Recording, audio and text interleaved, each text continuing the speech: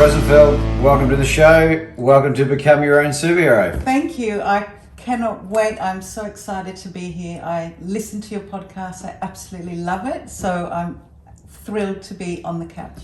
Well, a guest and a fan. Yeah. What an absolute treat. You've flown down from Sydney down to Melbourne, almost especially for this opportunity. Yeah, I know. So really exciting.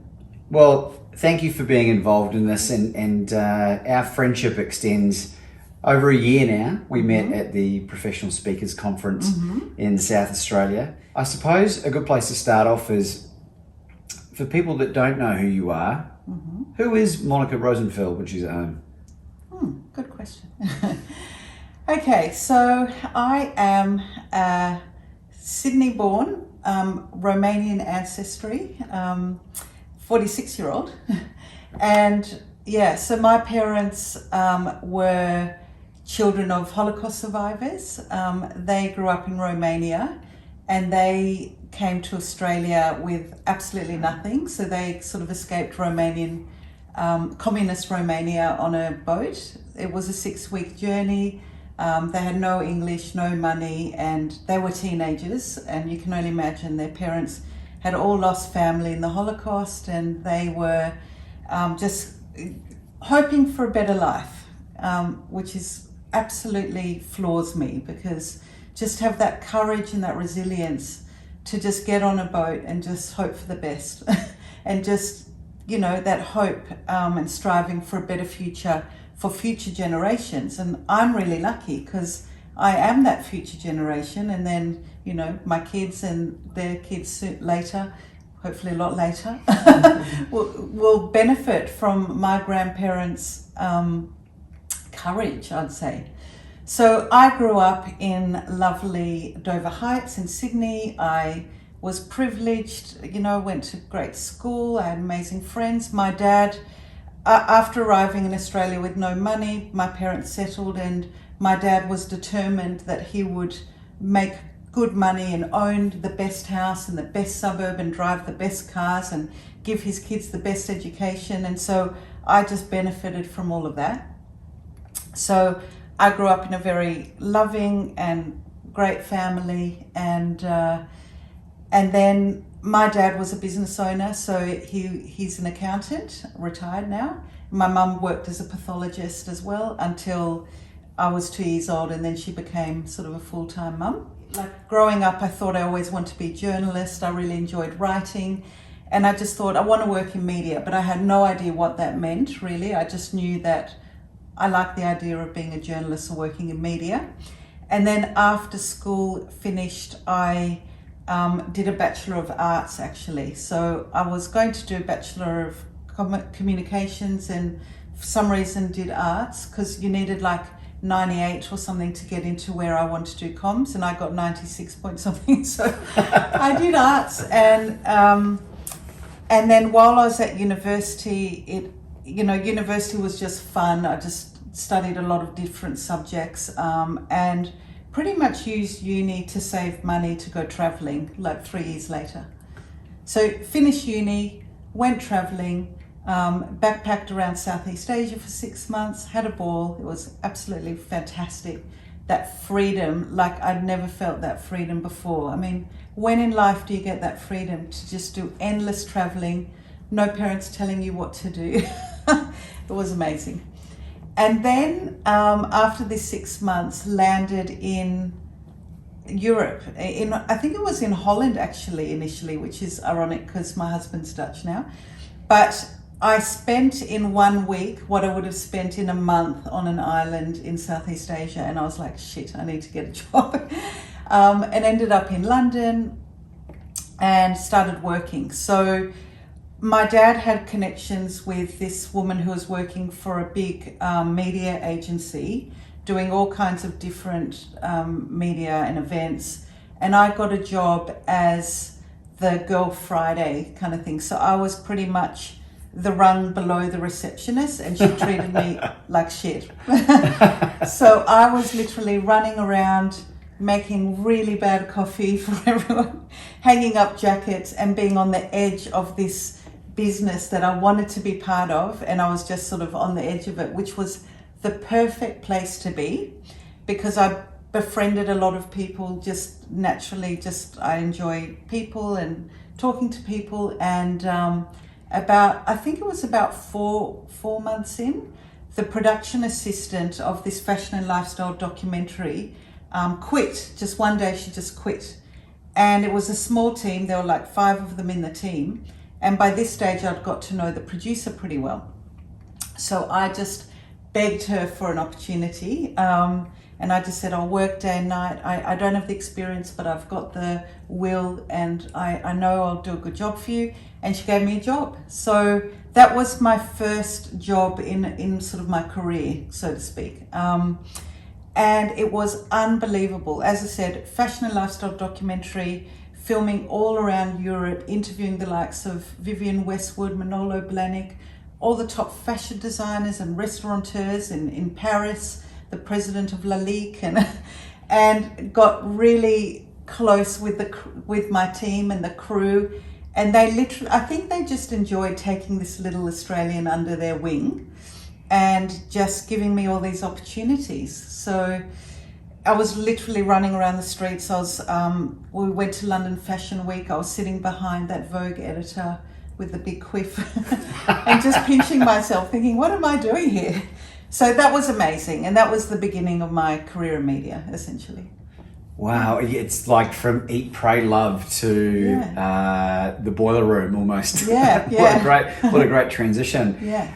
This is something that I find really interesting, that opportunity to be around what I suppose people that were unattainable or untouchable for up until that point. Yeah. What was it, or what learnings did you get, if any, about being around these high caliber people that has impacted your life from then? I think the key learning is that they're just people. Yeah. So, I mean, I am one of the most starstruck people I know. I just faint at the sight of someone who's in commercials a lot. I just think, I did meet a lot of these people, and that they were very high achieving people. And at the end, what I saw was, if you have sort of determination and guts and a willingness to just go out there and break down barriers and just live your dream, it is achievable. But I actually didn't consciously think of it at the time. I was in my early 20s and I was just doing what I was doing. But I think a lot of it did seep in unconsciously, so while I was on that program.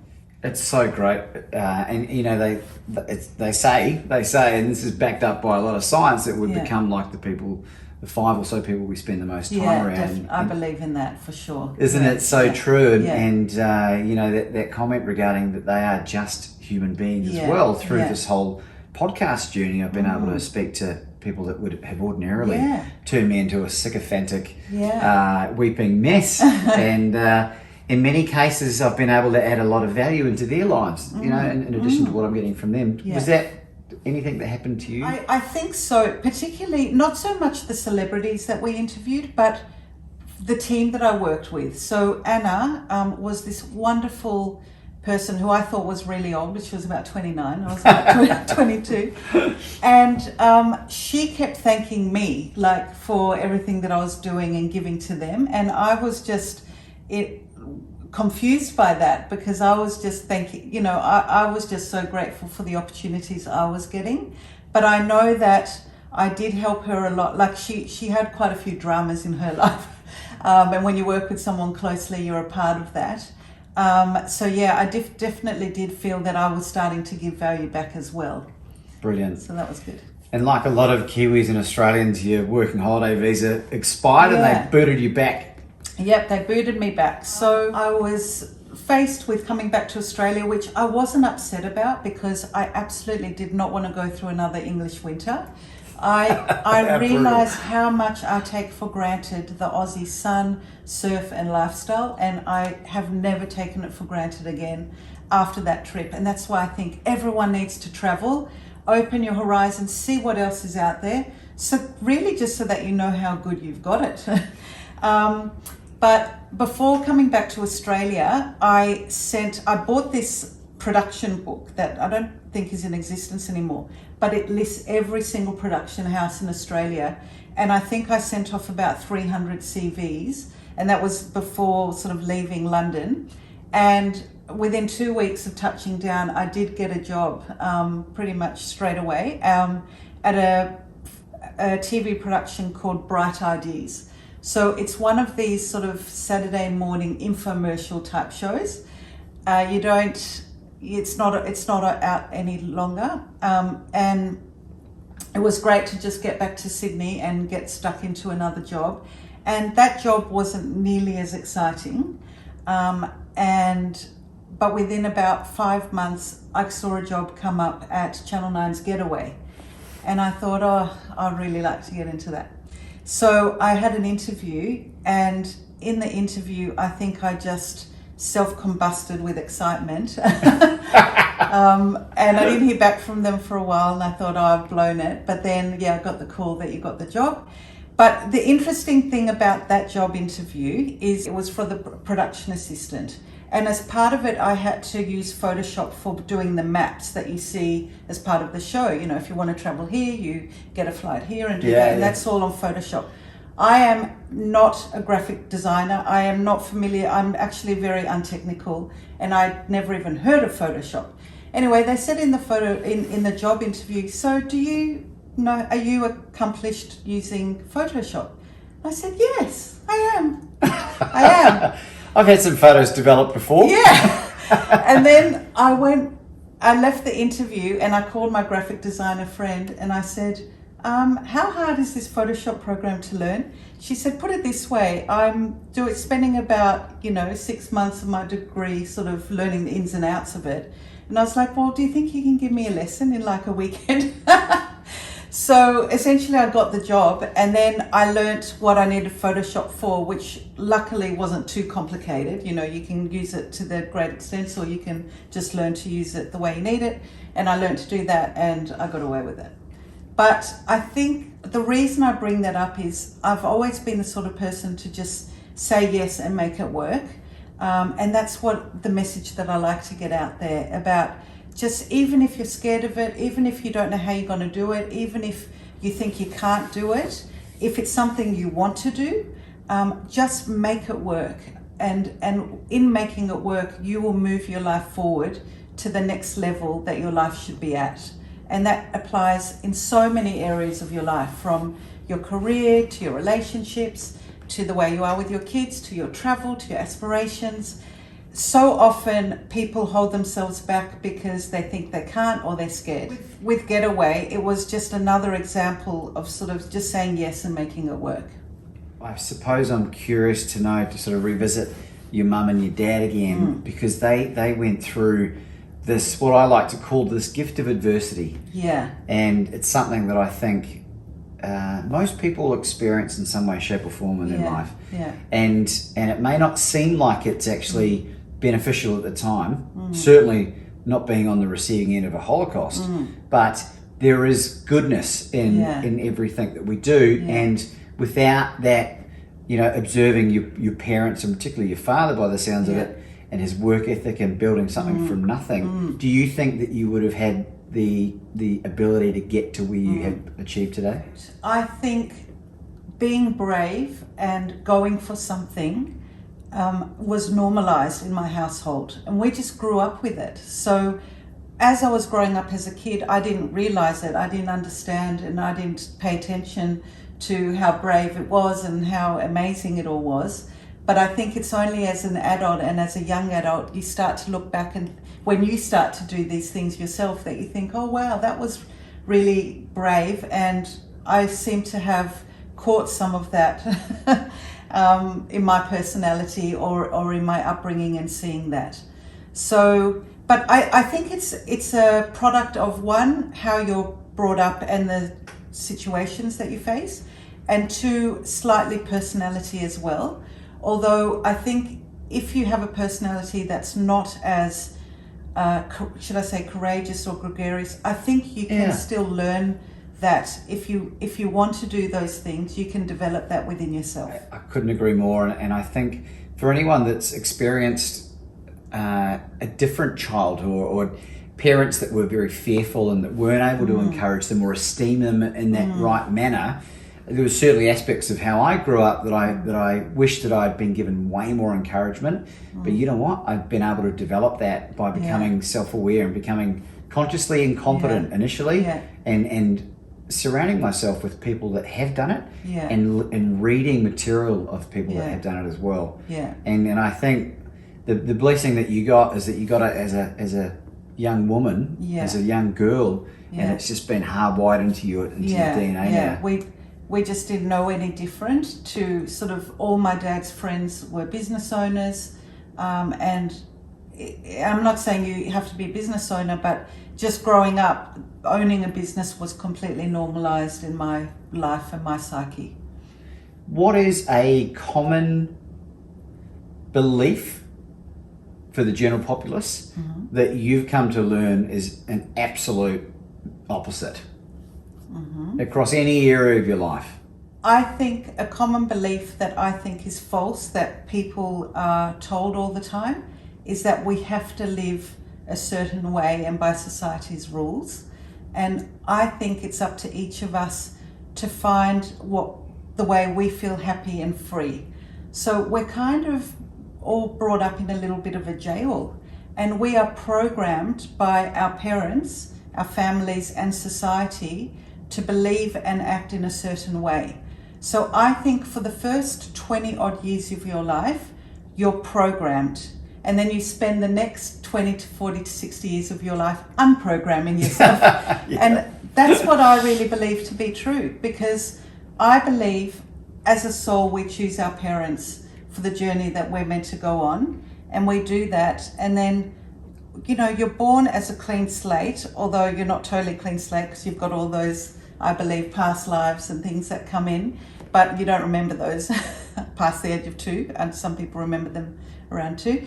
And then you are programmed, and if you don't like the way you're programmed, you need to do even more work to unprogram yourself. So I think everyone has that spark of individuality. Everyone feels happy in different ways and feels free in different ways. And I think the faster you work out that you can create your own reality out of that programming jail, the sooner you're going to live your purpose and feel really happy and free in your life.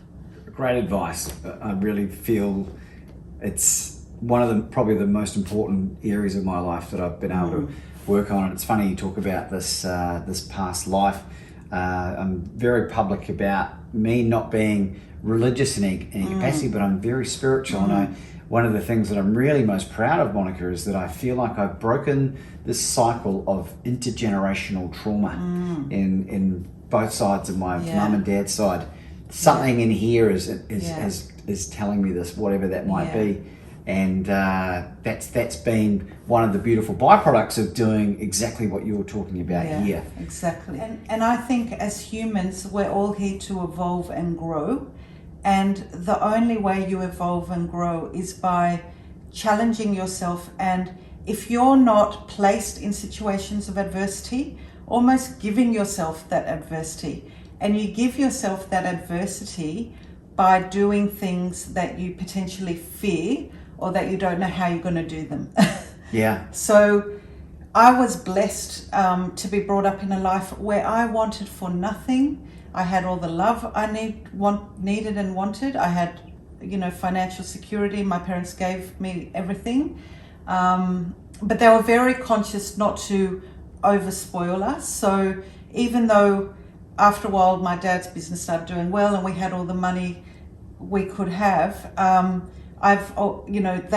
they felt very strongly that we'd know the value of money. So I've had a job since I was 13, and sort of when I traveled, my dad said, you earn as much money as you can and I'll match that. So they always matched things and made my life easier that way. But if I would have just sat around and said, okay, Dad, give me the 10 grand for the travel, that would not have happened. No, you would have turned into the opposite of what you are now. You've obviously been imparted with the gift of gratitude and perspective. And I think certainly travel helps that as well. and nothing more relevant than being kept in your own country for a couple of years as a result of COVID to take those liberties away, you know. Yeah, it's made me appreciate the travel that I've been able to do as well. Absolutely. And then what you start doing is you start appreciating the travel that you can do. Yeah. So we've been exploring different parts of Australia that we just wouldn't have gone to. And it's just been magnificent, because those are the sorts of things that you think, oh, later, you know, I'll get to that later after I've done, you know, all these other places that you at least 24 hours away on an aeroplane. Yeah. Now, love it or hate it, a current affair. Yeah. Dun, dun, dun. Dun, dun, dun. Can you tell us a little bit about your time there? Absolutely. A current affair was an amazing experience for me. So, and what was it for our overseas audience that haven't been living under a rock? Yeah. A Current Affair is Australia's top rating current affair program. Having said that, it's not the highest quality TV. Current affair love stories such as, you know, people chasing people down the street because they've stolen from, you know, some retiree, or the latest diets, or it's getting worse and worse. But when I worked there, it still wasn't high quality, but it was in the thick of its popularity. So I was at Getaway. They had a summer break because they don't film for 3 to 4 months of the year. So I was faced with either getting a job as a waitress or doing something like that, or trying to find another job within Channel 9. So I found myself a job at A Current Affair, working for their summer series. So over the summer period, everyone goes on holidays, it's skeletal staff, and they just look for anyone. So I was like, I'll do it. Had no idea what I was doing again. Got there first day on the job, and I was actually sitting opposite Ben Fordham. It was also his first day. And I was like, what do I do? And then I thought, okay, I can figure this out. So I was a sort of researcher and a production assistant. And I thought, while I'm there, I have to make an impact so that I can keep a job here, because I thought, I want to be here. I know I can learn so much by being here. So I thought, I really need to make impact. And I just observed what people around me did. And I ended up pulling a story together about this big drug catch that happened from a big drug haul. And it was a really great story, and it did make an impact to my superiors. And after the 2 months that I was there, I begged for a job, and they said sure. So I was there for 2 years. And what I learned at A Current Affair was how to make hard and fast TV. You know, we were putting 4 to 5 stories tonight, every single night, Monday to Friday, and we were chasing new stories of the day. We were competing with the other networks because everyone wants to be first and everyone wants their main story. And so we're working in a tight-knit team, high adrenaline. And again, it was a very people-oriented job, and that's where I sit well with people. So I was, you know, calling lots of people, researching stories, packaging it up, giving it to the reporters, and just living my best life while I was there. It was absolutely fantastic. It's so interesting. I when I first came to Australia from New Zealand, it was one of the first TV series that I was able to look at. I forget who was the host, but certainly Tracy Grimshaw is the most memorable. Yeah. Who was the host when you were there? I had Mike Munro, and I could tell you a few stories, but I might get in trouble. Well, we'll leave that for another interview, I think, because it sort of led you down this path to what has become WordStorm. Yeah. Can you explain to us what it is that you're doing now? Because this is where the gold is. Yeah. So I've been running a PR agency, WordStorm PR, for 21 years. So, and what we do is we work with entrepreneurial and purpose-driven businesses to magnify their message in the media, to increase their credibility, visibility, and bottom line at the end of the day. So we work with people who are living a dream, and quite often a nightmare, because that's the entrepreneurial dream. It can turn into a nightmare all in 1 hour. Solving a problem and improving the lives of their clients, customers, or the world in some way, shape, or form. So we share our clients' stories and expertise in mass media. So we get our clients on TV, morning programs and current affair programs, online news sites, radio, magazine, podcasts, that sort of thing. And it's been really fantastic. Well, it's funny, Monica, in my book that I'm nearly finished, I reference a period in there where I was high on cocaine. Mm-hmm. And I compared the feeling of being high on cocaine to that feeling you get when you see yourself on TV. Mm-hmm. Yeah. And I wondered what your thoughts on that kind of comparison might be. I don't know whether you've done cocaine. I don't want to put you on the spot, but that feeling of seeing yourself on TV, certainly on a show like A Current Affair, in a good way, I'm talking about. Yeah. What are your thoughts? Well, I wasn't the reporter, but I have been on TV, interviewed for a few things. And you've been on Sunrise, I've seen you. Yeah. So I've been interviewed on Sunrise and a few other morning programs. And it's a bit of it is a bit of a spin out seeing yourself on TV.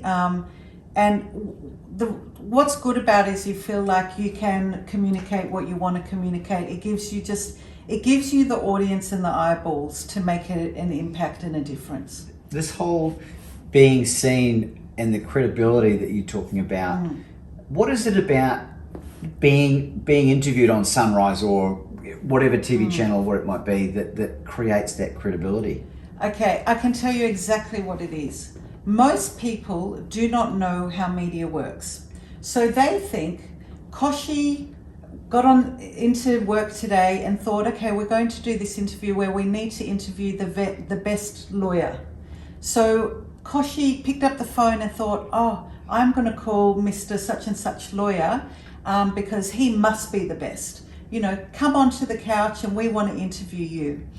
What people out there don't realize that it's business owners themselves, marketing managers and PR agencies who are contacting the media to get these people on TV or on radio or interviewed in any mainstream or non-mainstream media outlet. So people think that the people in media are chosen, whereas it's not actually the way it works. It's generally the people pushing themselves forward. But that's where the opportunity lies. And I'm now a speaker and a trainer, and what I love to do is demystify the media and show business owners and anyone out there with a message to share that there is an opportunity for them to shine in the media. All they need to do is package up their story and pitch it in a way that you're speaking to the journalists in their language. So I've created 7 sort of newsworthy hooks that I layer my clients' stories and content around to speak to journalists in their language so that it gets cut through. So that when the journalist gets that email pitch, they're like, this is something my audience will want to know. My audience will resonate with it, and it will educate and add value to them. So let's get this person on the show or in the paper or whatever it is. Okay, brilliant. So let's use a real life example.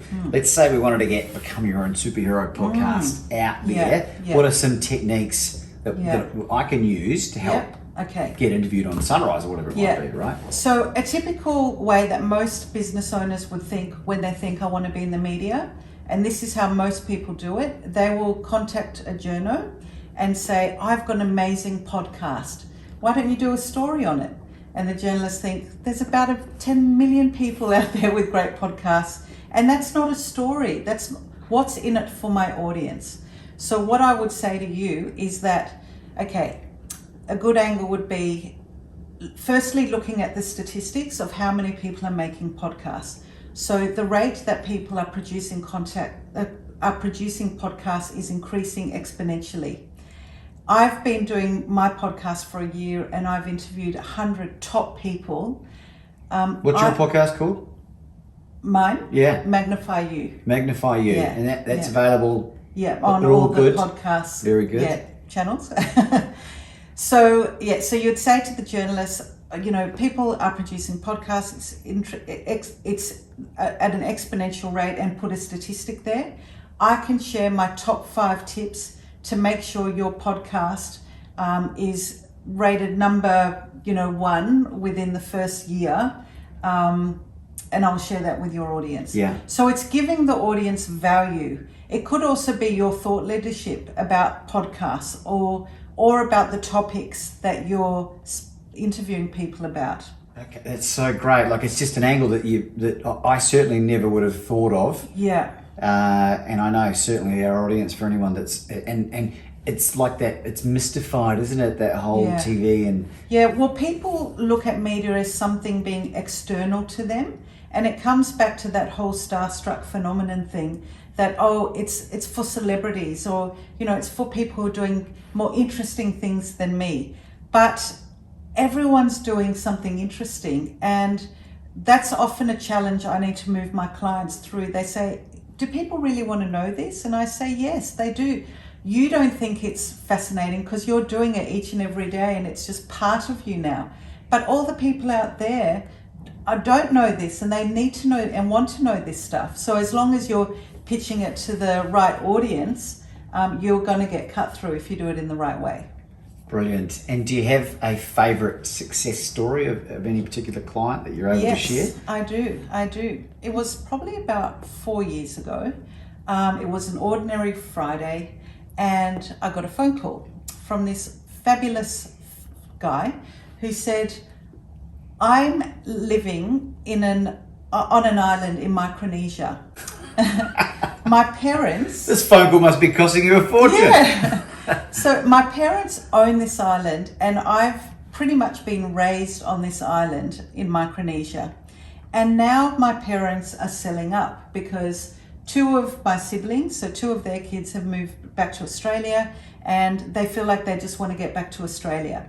But I had an idea to my parents. I said to them, let's not sell our dive resort the typical way most people would. Let's create a raffle, giving the opportunity for anyone in the world to win this amazing dive resort on this tiny island in Micronesia, and someone can win the possibility of living the lifestyle that we've lived. Wow. And the parents thought it was mental. But after talking about it, and they're obviously very special people themselves to have picked up and taken their kids to this life that they've all lived, they agreed. They said, let's give it a go.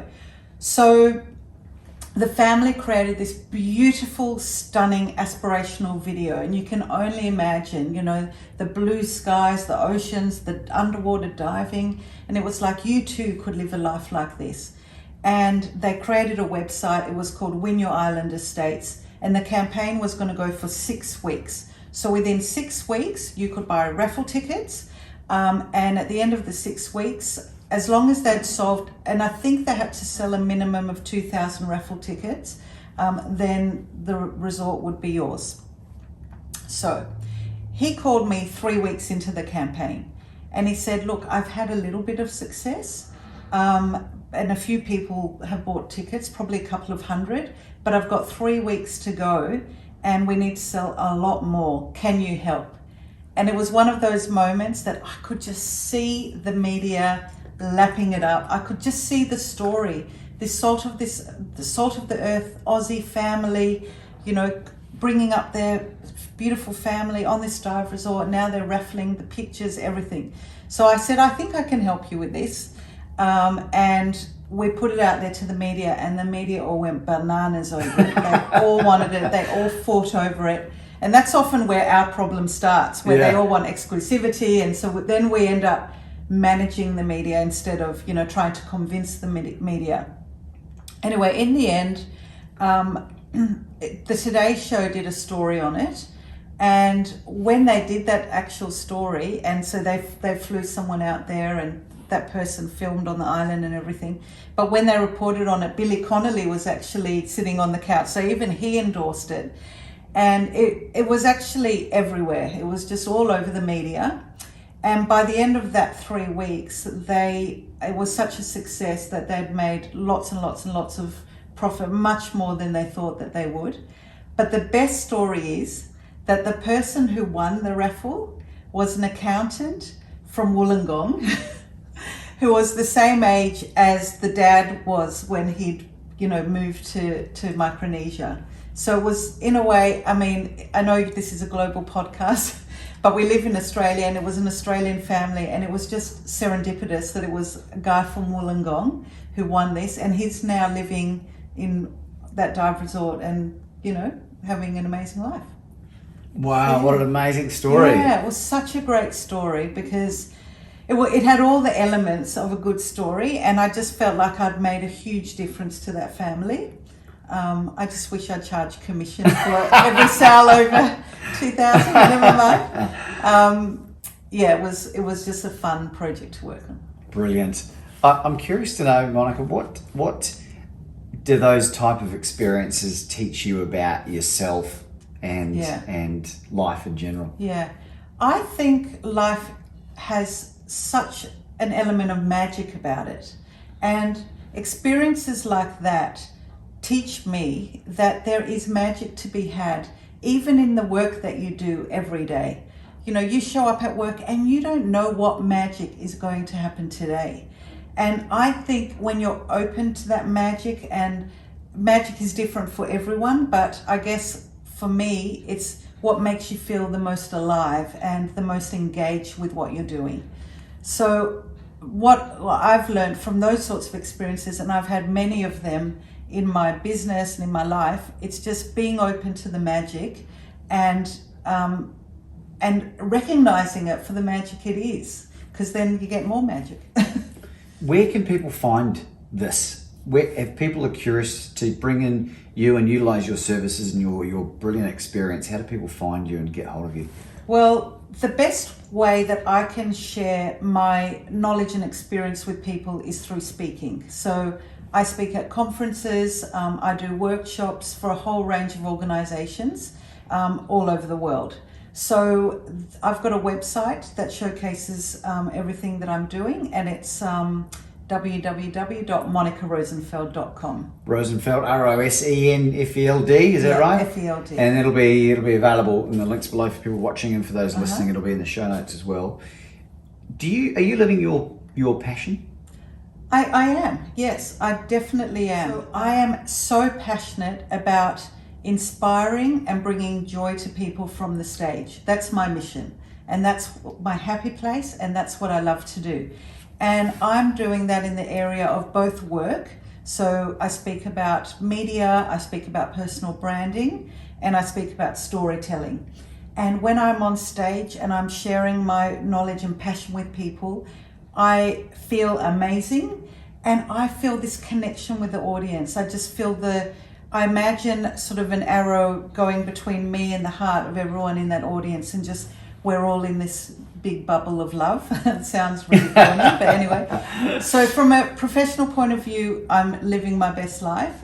But a couple of years ago, I decided to challenge myself again and started doing comedy. And I absolutely am enjoying that as well. So from a comedian term, I'm probably in kindergarten because I'm about 2.5 years in. But I'm actually performing in the Melbourne Comedy Festival tonight. And I'm at the stage where I've got a good tight 15-minute set. So, but this year I'll be creating a show for the Sydney Fringe Festival. Wow. And just carrying on like that. By the time this is broadcast, this will be long after tonight's event. Yeah. I'm going to come along and watch you perform tonight, which I'm very excited to see. And someone who's dabbled in some comedy, I totally appreciate the amount of effort and work involved. You know, I think Vin Giang, who's a world-class professional speaker, communication coach, talks about an hour per minute of content, and I suspect it might be more with comedy. It's just preparation is king, and with comedy, it's quite easy, I think, to come up with the ideas. The ideas aren't hard. It's then the crafting those ideas into words that will make people laugh. That's probably the hardest bit. And then it's performing that. The first time you perform new material, I've heard Seinfeld say, it's like going to work in your underwear. Because you don't know if it's funny. You think it's funny. You think there's something in this, and that's actually the name of Seinfeld's book, Is There Anything in This? Yeah. You think there's something in this. your husband has said, yeah, there could be something in this, but until you're standing in front of an audience, you don't know. And your set will only get better the more and more you perform it, because you've got to tweak it. So I created a new 5-minute set a few months ago, and I performed the whole 5-minute set for the first time one night, which is against all the rules. You're meant to just put one joke in at a time, but I didn't have time for all that. Not with old dino balls over here. Yeah, so I thought I'm just going to do the whole set. And I turned up at the thing, and I probably made the mistake of telling the organizer, I've got a brand new set tonight. And he said, the whole thing? And I was like, yes. And he was like, should I be worried? And I said, it should be all right. Anyway, it went really well. But we videoed it and saw where it didn't get laughs. And then on our way home, we walked home from the event, we tweaked every single punchline. So by the time I got home, I had a revised set, which worked a lot better the next time. Brilliant. So, but the thing about it is, I have never been so scared as I was for the first time that I did comedy. So I did a course, and as part of that course, 6 weeks later, there was a graduation show. That's typically the way these courses go. And within that 6-week period, if I even thought about being on stage doing comedy, my legs just turned to jelly, and I couldn't speak. My heart was racing, and I was so damn scared.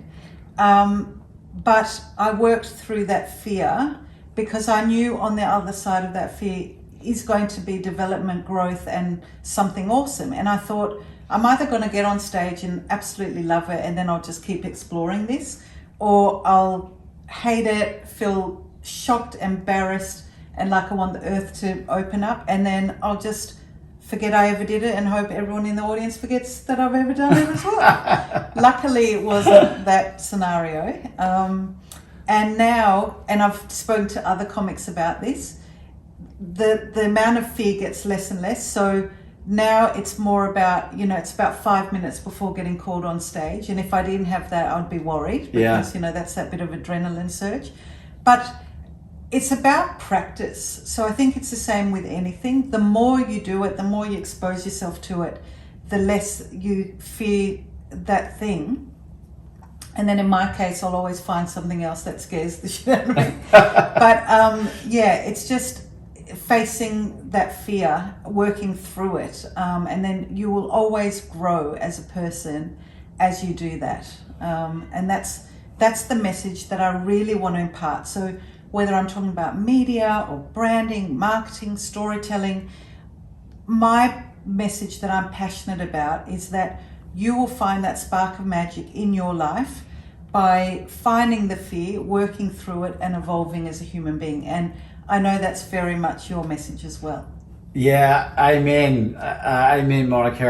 And it's funny, maybe off the back of you and I speaking about doing this recently, I've started watching reruns of the Johnny Carson show and Dick Cavett, and particularly Johnny Carson will have people like Jay Leno and like Chris Rock, all these amazing comedians. Their very first television sets, and you're talking about filmed in the 1970s here. Yeah. And it's so interesting as a speaker who's trying to master his craft, watching these guys and girls. I think Roseanne Barr was one I watched the other day as well. Jesus Christ, that was fascinating. But the levels of professionalism, and people watch comedians like that and they go, I'd love to be able to get up and just, they just riff. These people have dedicated thousands of hours to this, haven't they? Thousands of hours, yeah. I'm going to tell a joke, and I'd love for you to have one in return. Really putting you on the spot here. God. Okay. My joke is, what's the difference between an alligator and a crocodile? The letters? One will see you later, while the other one will see you in a while. That's good. Do you have anything? Oh, God. What's a favourite joke? It doesn't have to be yours. Okay. Well, it's a bit long-winded. No, we'll get some.